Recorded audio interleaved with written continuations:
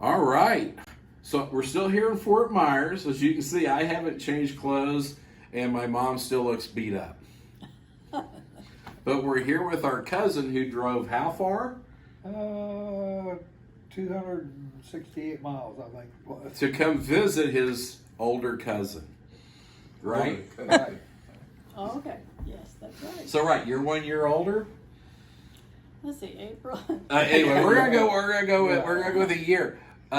So did you grow up in Farmington too? No, I was born in Farmington. I went there till I was about 11 years old, and then I moved to Fredericktown. My dad bought a Western Auto store down there. Okay. Bought a store and made a Western Auto. Okay, all right. So until 11, were you still close to Grandma and Grandpa Pogue? Yeah. Their house there Oh, on. yeah. And I felt the same way about going to Christmases and family gatherings as Rosetta did. I really look forward to seeing all my cousins. Oh my gosh, Mom talks about just being so excited she couldn't sleep for Couldn't days. breathe. Couldn't breathe. She was so excited. I enjoy going too. And my dad was in Fredericktown and still knew all my mom's cousins and stuff for a long time before they ever met. Yeah, before he knew me. Yeah. He knew Yeah. So you did the Farmington thing. Then you, about 11 years old, you went to Fredericktown, and then you graduated from Fredericktown High School. Graduated from Fredericktown High School, and then I went to work. Okay, so we got two Fredericktown High School graduates, one Farmington graduate, and two North County and Deloge graduates here in Florida. So we're thrilled that you drove down whenever you found out what happened to Mom. Does she look as bad as you thought she was going to look? She looks like somebody beat her up. I was here. It's not funny. I've been a basket case, so I'm now that it's we're not laughing at you or with you or anything because it was about as bad as anything that I've ran into. Okay, so you left after high school. Did you just go to college? Did you go to the military?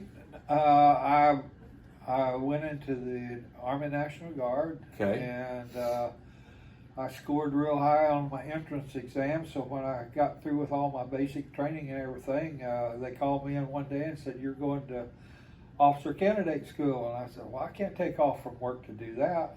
"Oh, yes, you can, because we already talked to your dad, and he's going to let you go." So, so they sent me to the boys' school down in Georgia to become an officer. I did that, and ended up spending 34 years in the Guard, 25 of it full time, and 9 years in the active reserve.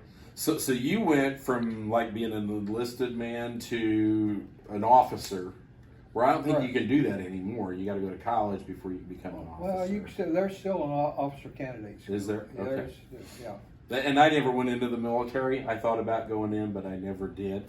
So when you retired, what was your rank? Lieutenant Colonel. Lieutenant Colonel, which I'm guessing is higher than a sergeant. Somewhat. So all my sergeant friends out there, that's kind of a dick. And I got a buddy of mine that's a lieutenant in the United States Navy, so it's higher than lieutenant. It's a higher than major. I went back and forth a couple times. I didn't tell you all. Oh.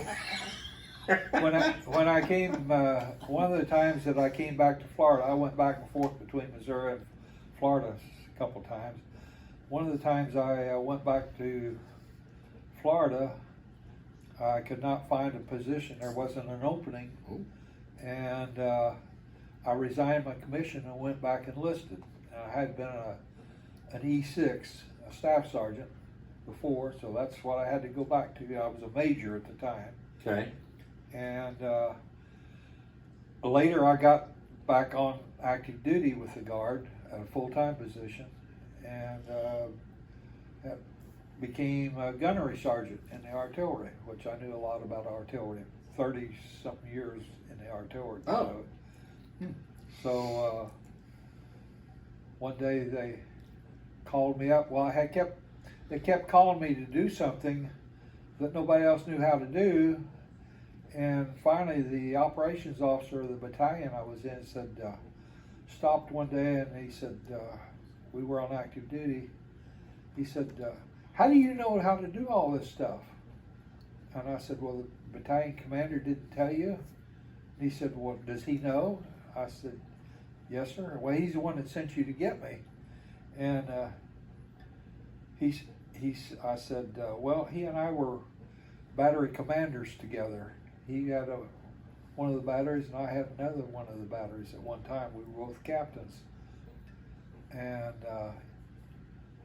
so he said, well, would you like to be an officer again? I said, yes, sir, but I don't think that'll happen. And he asked me why, and I told him. And about 60 days later, I was an officer again. Really? All right.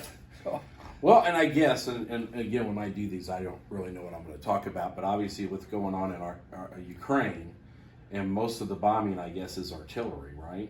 yes. Well, I don't know. Okay. I don't know. Right. Well, from what I've seen, and I had a guy that was a good friend that also worked for me, and he did artillery in Vietnam, and you have to talk really, really loud when you're with him because he can't hear. That's why I've got You got hearing aids Hearing in both aids. ear. But yeah, those things will shoot a long ways, and they're very accurate. I mean, they might miss a little bit on the first shot, but not after that. So, am I correct? The buildings that they're hitting are the buildings they're intending to hit. either with artillery or rockets. Yeah, one of the it's not an accident. Yeah. So we were talking about our other cousin, Donnie Pogue, which is not the Don Pogue that owns Pogolinos, the other Don Pogue from Farmington. Now, who was he older than both of you? two. He's the same age as she is. Same Yeah, age? I think he was 4 or 5 months older than I am. Okay. Was. And his dad, Don, was in the Army in World War II. And Roy. was His name was Roy Roy. Pogue. So for all the Farmington people, if you go to the courthouse and you look at the World War II dead, and there was a lot of World War II dead from from St. Francis County. Roy Pogue, it's in alphabetical order. You'll be able to see his name. That was the cousins. But Don's sister, go ahead, Sandra Lane, going back to Fredericktown, she recently retired, a few years ago, as a school teacher from Fredericktown High School. Mhm. And that was Don's sister, Roy's brother. And then they had another brother. Gary. He lives Gary. in Florida, actually. Gary lives in Florida, Mhm. right in Florida. I think Pensacola, isn't it? Is he in Pensacola? Or close to it. What's it? No, it's got 2 words. But anyway, Anyway. yeah, in that area. Yeah. It's not Fort Myers because that's where we're No. at. So, and I remember when Gary was in Vietnam, he came and stayed at our house in Festus when he was on leave once. Because I was just a little kid, and here comes this war guy, and he was pretty cool. And he didn't really spend a lot of time with a little kid. I think he went out to the bars or something. And Sandra was fairly close to our ages. So Sandra and Pam and my sister and I, we were all pretty good pals. I mean, there were different groups of us. Depending on whoever was there, we were good pals with. Yeah, That's basically the way it went. yeah. Patty was the oldest, Patty Pogue, and we were all close to Pat. Yeah. We lost her about 10 years ago, I guess.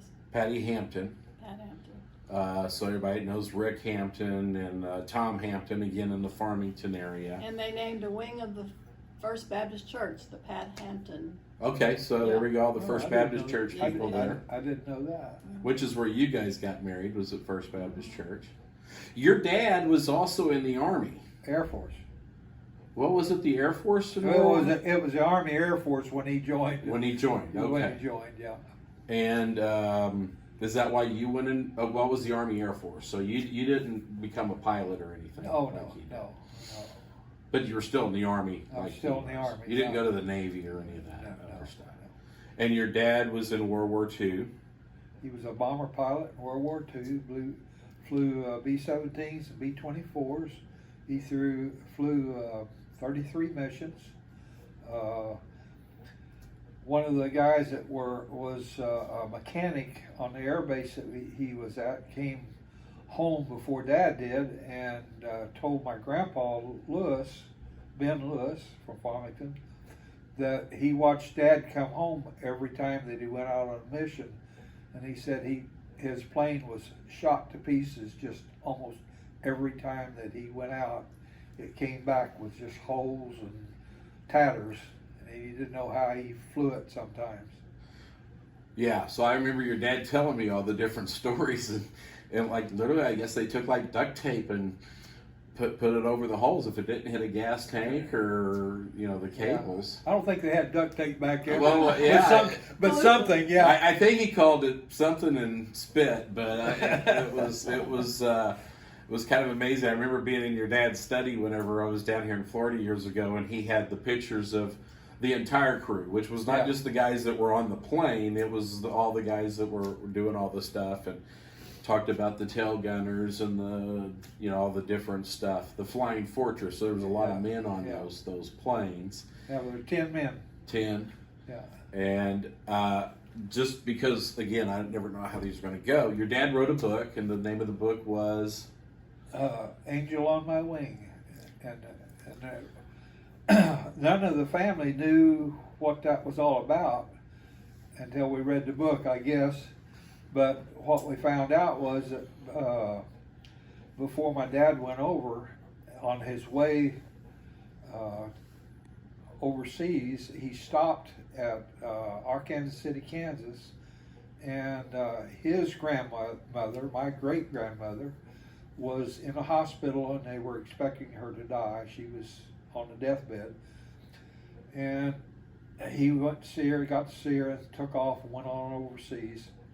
And when he, about his second mission, he got a letter from his mother that her mom had died, his grandmother had died, and she said that the night that she died, she said she came to me and talked to me in my dreams, and told me not to tell you, I'm sorry. right. I love the story. We all know the story. That don't worry about anything because I'll be on his wing and I'll keep him safe. And she did. And when we had Mom and Dad's 50th wedding anniversary, all his crew were talking about something like that, but we never did get the story for some reason. But they all said that they had been kept safe by something, and then we found out that he told his whole crew about that. Not one of his crew ever, in spite of all the damage he had to aircraft, none of his crew ever lost one drop of blood.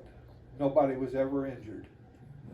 And we're talking sometimes like 100 planes taken off and a couple of dozen making it back. yeah. It was not like it was. And how old was your dad when he started flying those missions? It wasn't like he was 30. He was 20, I think. 20. 20. I don't think he was 21 when he flew his first mission. So It's funny because when he went to flight school, because he told me the story, they're like, well, your mom or dad has to sign for you to be in the flight school. And he's like, well, I'm married and got 2 kids or something like that. And they go, I guess we'll let your wife sign. He's like, well, my wife's 17. And like, well, that's all right. Bring her by and we'll let her sign. But you mentioned something that's so important, because we were talking outside on the deck where my mother fell, incidentally. You had found a legal pad with a bunch of notes 30, 40, 50 years ago.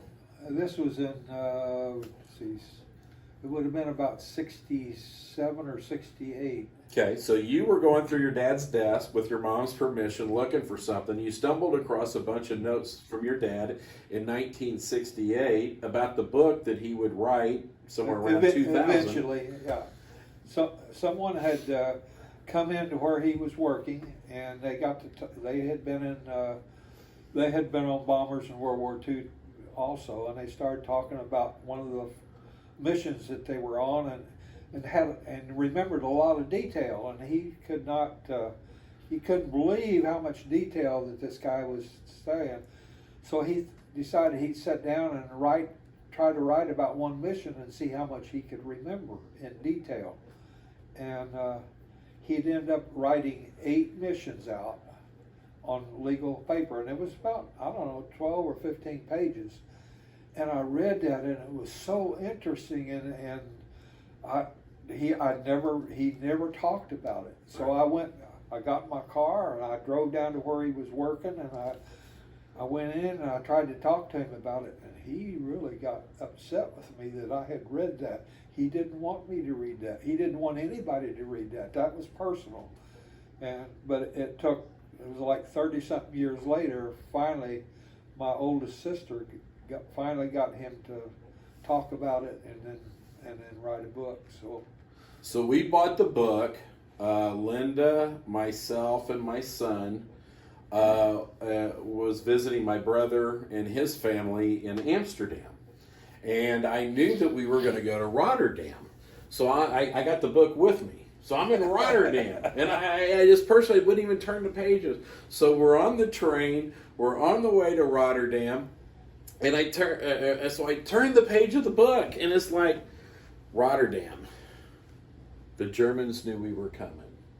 What a mess. And that was it. All the other ones, like you said, had several pages, but Rotterdam was nothing. And I'm like, oh, man.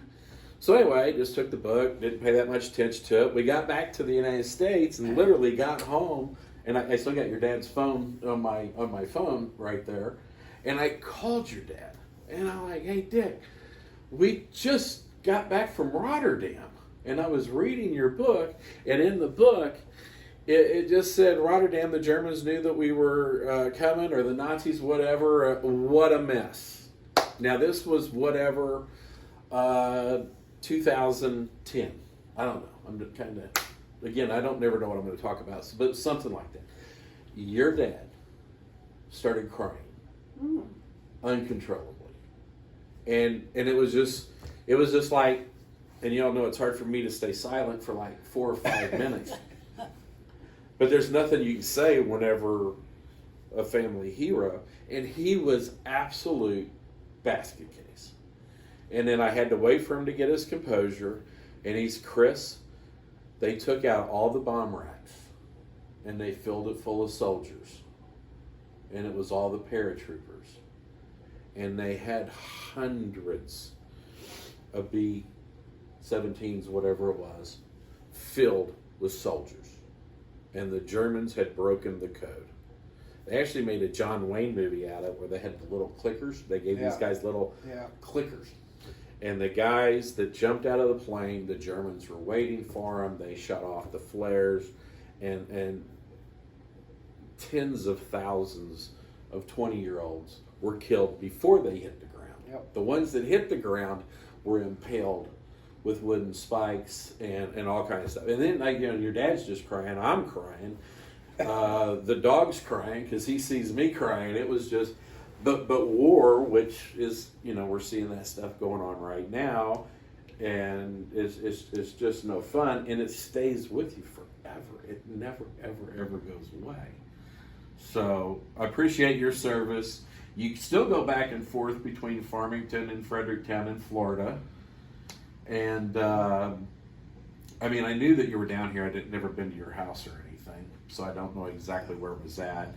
And then I know that we were in contact with several different family members, so I'm not sure who told you that Mom was hurt. But, Pam. Was it Pam? My sister Pam is amazing. How she finds out. If I ever do anything wrong, just call Pam. I'm sure she knows about it. She keeps up. Yeah, she's amazing, Pam. And she's already been in contact with me since you've been here today. So, anyway, how much time do we got here? 19 minutes. 19, which is a long time. Again, everywhere I go, great people, but then sometimes the great people are just your family and talking to them. And I hope you enjoy it. I hope your kids enjoy it. I hope all the Lewises, all the people in Fredericktown, all the people in Farmington and St. Francis County enjoy this. It's just amazing to talk, and we could go on for weeks. Something you said, I've got to say something about. All right. You talking about all the 20-year-olds dying? Yeah. I heard a very wise man say one time, if the wars were fought by 50-year-olds, there'd never be a war. That's probably true. It'd be a short one, I can tell you that. Yeah. So, all right. Thank you very much.